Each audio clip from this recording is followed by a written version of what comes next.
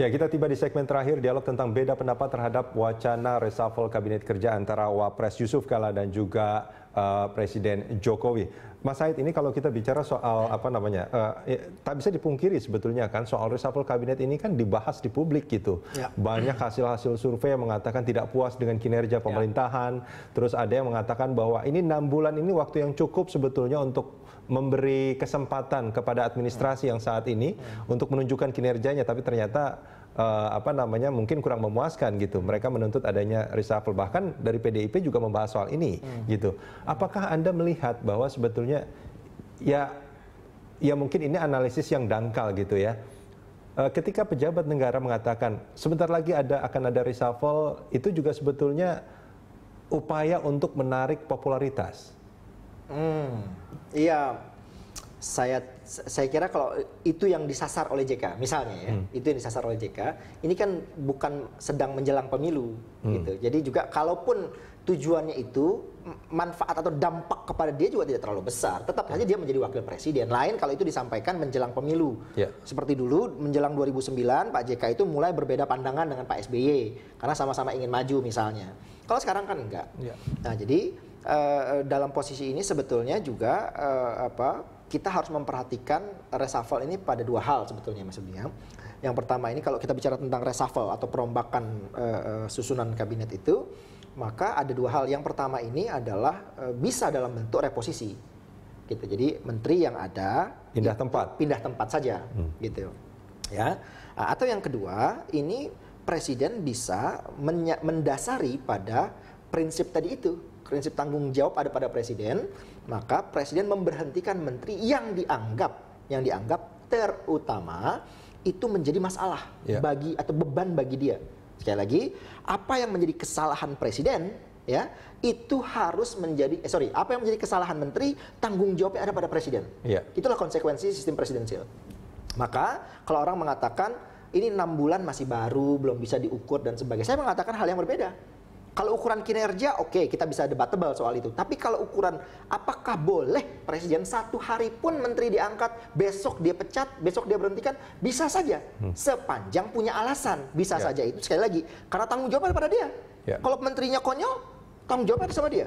Maka boleh saja. Tetapi juga dalam sistem pemerintahan negara kita itu, menteri disebut sebagai statesman. Jadi dia itu sebagai pemimpin negara, bukan pegawai tinggi biasa. Mas Rudi, pegawai negeri sipil yang biasa saja, itu oleh undang-undang dijamin. Tidak bisa dia diberhentikan kecuali dengan alasan yang jelas. Pegawai biasa.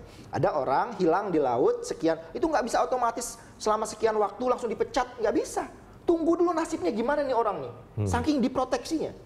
Apalagi seorang menteri yang kedudukannya menurut konstitusi adalah bukan pegawai tinggi biasa, maka nggak bisa dengan gampangnya. Tapi bukan berarti presiden tidak boleh.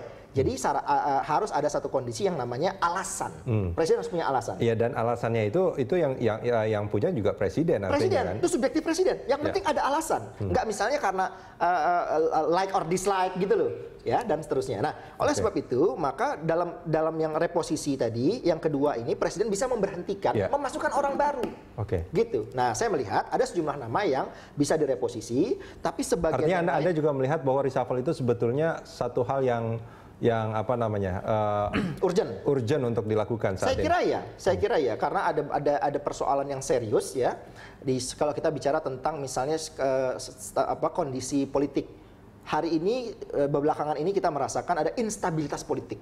Gitu. Itu juga gara-gara menterinya. Ada menteri tertentu. Juga kalau kita lihat pada persoalan perekonomian, masyarakat juga sulit. Itu juga menteri yang dianggap kurang tepat. Jadi kalau sekarang dilakukan menurut saya masuk akal. Dan tepat menurut Anda waktunya? Menurut saya tepat. Mas Said, ini di ujung telepon juga ada Menteri Dalam Negeri Cahyokumolo. Mas Cahyo? Ya, selamat pagi Mas. Selamat pagi Mas Cahyo. Mas Cahyo. Ini di studio ada juga Mas Said Salahuddin dari Direktur Sigma. Baik. Pak Cahyo, soal reshuffle kabinet dan juga ini ada pendapat yang dianggap kok berbeda antara Pak JK dengan Pak Jokowi. Ini sebetulnya soal reshuffle seperti apa Pak di Istana?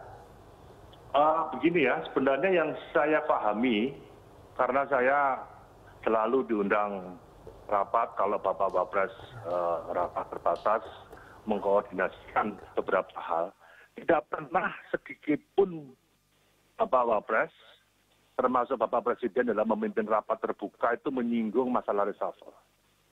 Arahannya hanya satu, jelas. Sebagai menteri harus kerja, setiap pengambilan keputusan politik pembangunan dalam skala internal departemennya harus memperhatikan momentum yang tepat. Yang ketiga adalah setiap satu suara masyarakat itu harus didengar. Setiap Satu suara yang berbeda, ya, satu suara pun harus didengar. Karena dalam opini kan bisa bergulir. berbeda, ya. Saya kira arahan Bapak Presiden itu, silakan Menteri mengambil keputusan, harus koordinasi interdepartemen, satu suara rakyat pun itu harus didengar dalam pengambilan keputusan internal. Yang keempat, untuk mengambil keputusan, itu momentumnya harus tepat. Harga beras masih tinggi. Nah, isu impor beras ya saya kira sebagai seluruh pakar komunikasi pasti ngapain bahas impor beras wong belum pasti. Kenapa digulirkan? Wong harga masih mahal. Kita ingin swasembada pangan. Mau kondisi rupiah masih lemah, kondisi masyarakat masih lemah. Kenapa ada misalnya isu dikembangkan tol mau kena pajak, kemudian harga tarif dasar listrik mau naik. Nah ini kan kebijakan yang tidak melihat momentum, kebijakan yang justru meresahkan masyarakat. Saya kira itu aja arahan Mas Cahyo, Presiden. Mas Cahyo, maaf kalau dalam administrasi Pak Jokowi yang sekarang ini para menterinya tentu kan pasti dinilai oleh Presiden. Apakah ada mekanisme yang yang dilakukan, yang rutin mungkin dalam rentang waktu berapa lama akan diberikan? Kalau dulu kan kita di administrasi SBY ada rapot merah, rapot hijau, rapot segala macam gitu. Jadi dia tahu bahwa menteri ini memang bekerjanya sudah sampai mana seperti itu. Nah, bagaimana dengan administrasi yang sekarang? Bapak Presiden dan Bapak Wapres mengambil kebijakan untuk isu-isu strategis, untuk kebijakan-kebijakan yang mendesak. Beliau selalu mengadakan rapat terbatas.